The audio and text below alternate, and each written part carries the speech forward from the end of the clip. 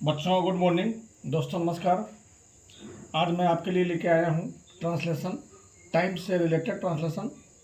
कोई आपसे समय पूछता है तो आपको जवाब कैसे देना है, इसी के बारे में चर्चा करूँगा। तो देखिए, इसके लिए कुछ चीज़ें हैं जो आपको याद करना पड़ेगा। पहले वो चीज़ें आपको बता दूँ। कुछ चीज़ें हैं जो हमेशा याद रखना पड़ेगा आपको। जैसे देखिए, बजा या बजे। बजा या बजे अगर लिखा है, जैसे 4 बजा है या 4 बजे हैं, तो उसका इंग्लिश होता है ओ क्लॉक। ओ क्लॉक, बजा 4 बजा है या 4 बजे हैं, तो उसको इंग्लिश में बोलते हैं ओ क्लॉक। उसके बाद आपका कम या बाकी के लिए प्रयोग करते हैं टू का। जैसे 4 बजने में 5 मिनट बाकी है या 2 बजने में 10 मिनट कम है, उसके लिए टू का प्रयोग करते हैं। फिर बजकर के लिए प्रयोग किया जाता है पास्ट का। जैसे 4:10 हुआ है, 2:05 हुआ है, तो बजकर के लिए पास्ट का प्रयोग होगा। ठीक है। और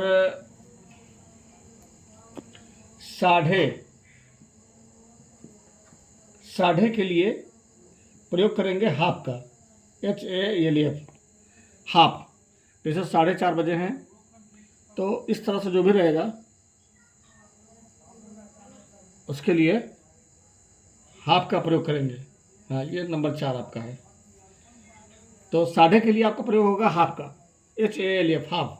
जैसे 3:30 बजा है या 4:30 बजा है, 5:30 बजा है, इस तरह का जो भी हिंदी सेंटेंस होगा, उसका इंग्लिश बनाने के क्रम में साढ़े का हाफ लगाएंगे।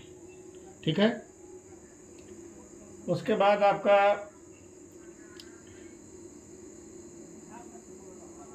नंबर 5 में लिख लीजिए आप, एक लिख लीजिए आप, जो जितने भी ये ट्रांसलेशन है या इस तरह से रिलेटेड जो भी हिंदी का सेंटेंस है, उसको इट के आधार पर बनाते हैं।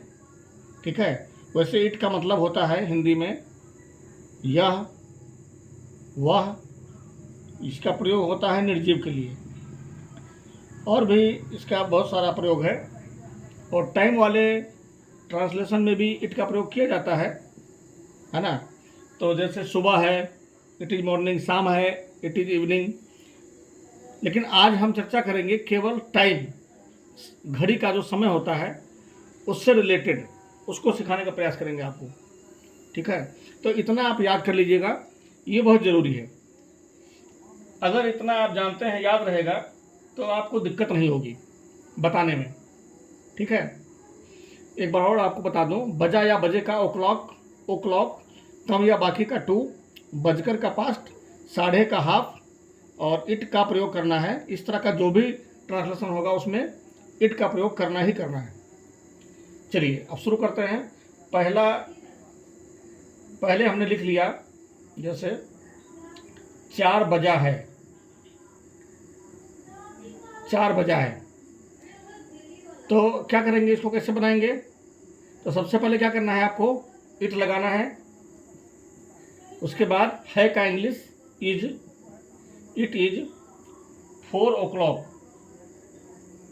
4। अब देखिए, बजा का इंग्लिश हमने बता रखा है आपको, ओ क्लॉक लगाना है, तो 4 o'clock, इट इज़ 4 o'clock। ऐसे ही आप बनाते चले जाइए। 5 बजा है, इट इज़ 5 o'clock, 6 बजा है, इट इज़ 6 o'clock, 7 बजा है, इट इज़ 7 o'clock, 12 बजा है, इट इज़ 12 o'clock। इस तरह का जो भी होगा आप इस आधार पर बना लेंगे, बता देंगे। उसके बाद आपका है साढ़े। जैसे अगर टाइम है 3:30 बजा है, 3:30 बजा है। ठीक है। तो इसको भी इट से ही शुरू करना है, इट इज। ठीक है। इट इज पहले लगाएंगे क्योंकि यहाँ है। अगर रहेगा था, 3:30 बजा था, तो यहाँ वाज लगा देंगे। अगर रहेगा है तो इज लगाएंगे। ठीक है, तो इट इज। अब साढ़े के लिए आपको बता रखे हैं, साढ़े के लिए प्रयोग करना है क्या, हाफ। साढ़े के लिए हाफ, तो इट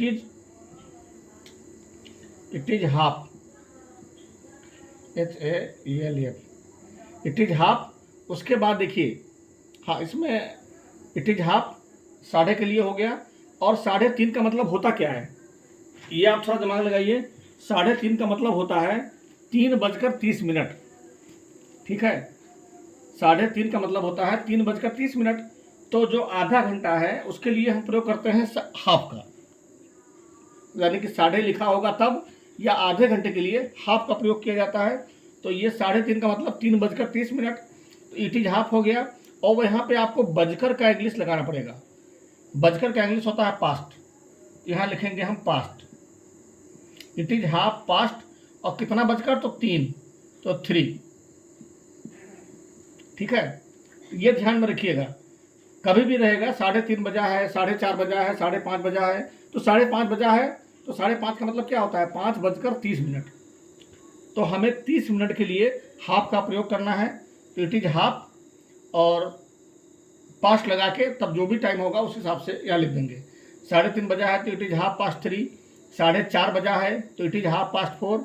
5:30 बजा है, इट इज हाफ पास्ट 5। और अगर रहेगा 5:30 बजा था रहेगा तो वाज लगा देंगे, इट वाज हाफ पास्ट 5। ठीक है, तो इस तरह से आपको बनाना है। उसके बाद देखिए, अब ये हो गया आपका। अब आप लिख लीजिए 1:45 बजा है, 1:45 बजा है। ठीक है, अब 1:45 बजा है, इसको कैसे बनाएंगे, तो हमेशा याद रखिएगा कि सवा या पौने के लिए, दिख रहा है ये, सवा या पौने के लिए क्वार्टर का प्रयोग करते हैं।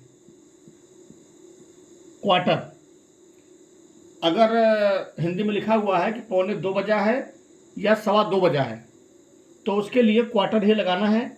चाहे 2:15 बजे लिखा हो या 1:45 बजे लिखा हो, सवा हो या पौने हो, दोनों के लिए क्वार्टर ही लगाना है। फर्क सिर्फ इतना है कि 1:45 का मतलब होता है 2 बजने में 15 मिनट बाकी है। 1:45 का मतलब ये हुआ। ठीक है, तो जब बाकी लिखा रहेगा तो कम या बाकी वाला लगाना है 2, और अगर लिखा हुआ है 2:15 बजा है तो पास्ट लगाना है। अब देखिए कैसे, देखिए पहले इट से शुरू करेंगे। इट इज 1:45 बजा है, पौने का लगा देंगे क्वार्टर, इट इज क्वार्टर। तो ये आपका देखिए 1:45 बजा है तो इट इज क्वार्टर। अब 1:45 का मतलब क्या हुआ, 2 बजने में 15 मिनट बाकी, तो 15 मिनट बाकी, तो कम या बाकी के लिए क्या लगाते हैं, 2, यहाँ पे लगा देंगे 2। और कितने बजने में बाकी है, तो 2 बजने में, तो 2 का अंग्रेजी 2। देखिए अब 1:45 बजा हो, अगर लिखा है 1:45 बजा था, तो था लगा रहेगा तो यहाँ पे वाज लगा देंगे, इट वाज क्वार्टर 2 अगर लिखा रहेगा 3:45 बजा है तो इट इज क्वार्टर 4। तो इस तरह से अगर सेंटेंस में है लिखा हुआ है तो इज लगाना है, था अगर है तो वाज लगाना है। अब देखिए 3:15 बजा है। अब 3:15 बजा है का क्या हो जाएगा, सबसे पहले क्या करेंगे, इट ही लगाएंगे, इट इज। और सवा का इंग्लिश क्या होता है, देख लीजिए क्वार्टर, तो क्वार्टर लिख दीजिए, इट इज क्वार्टर। अब 3:15 का मतलब क्या होता है, 3:15 का मतलब 3:15। ठीक है, तो बजकर का इंग्लिश क्या होता है, पास्ट, तो यहाँ पे हमें लगाना है पास्ट। और 3:15, 3 बजकर तो 3। ठीक है, तो इस तरह से आपको लगाना है। तो आज समझ गए होंगे आप आराम से। अब आप कहेंगे बजा है यहाँ लिखा है, बजा है यहाँ लिखा है, बजा है यहाँ लिखा हुआ है, बजा है यहाँ लिखा हुआ है, और हमने बता रखा है o'clock। तो ये केवल जो है इस तरह के सेंटेंस में प्रयोग होगा, जैसे 4 बजा है, 5 बजे हैं, 6 बजा है, 7 बजे हैं, 8 बजा है, 9 बजे हैं, इस तरह से जो रहेगा वहीं पर लगाना है o'clock। ये वाला। बाकी सेंटेंस में लिखा है 3:30 बजा है, 1:45 बजा है, 3:15 बजा है, इन सब सेंटेंस में इसका प्रयोग आपको नहीं करना है ओ क्लॉक का। केवल सिंपल वाले में 4 बजा है, 5 बजा है, 6 बजा है, 10 बजा है, 11 बजा है, 12 बजा है, इस तरह के सेंटेंस में आपको ओ क्लॉक लगाना है। सिंपल है, 10 बजा है इट इज 10 o'clock, 11 बजा है इट इज 11 o'clock, इस तरह से। अब देखिए, अब ये आप 4 टाइप का आप समझ गए। अब इसमें एक टाइप और होता है, ठीक है, वो भी आपको बताना पड़ सकता है कैसे। एक टाइप होता है, जैसे मान लिया लिखा हुआ है कि 1 बजने में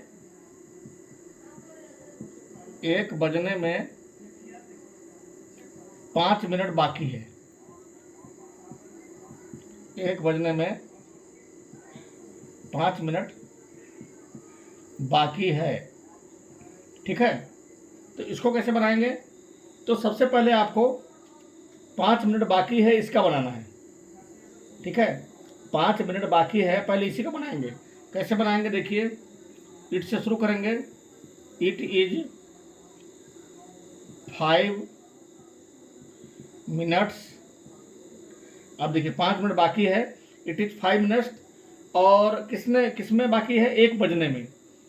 तो कम या बाकी के लिए क्या लगाते हैं, उसको पहले लिख देंगे। कम या बाकी के लिए लगाते हैं 2। ये देखिए यहाँ लिखा हुआ है 2, तो लिख देंगे 2। और कितना बजने में बाकी है? तो 1 बजने में, तो 2 1। It is 5 minutes to 1। 1 बजने में 5 मिनट बाकी है, ठीक है। और अगर रहेगा आपका, जैसे लिखा हुआ है, अब इस तरह से रहेगा, वो ऐसे ही लगाना है आपको। 1 बजने में 5 मिनट बाकी है, या 10 बजने में 10 मिनट बाकी है, ठीक है। इसी आधार पर चलिए एक और लिख लेते हैं। 10 बजने में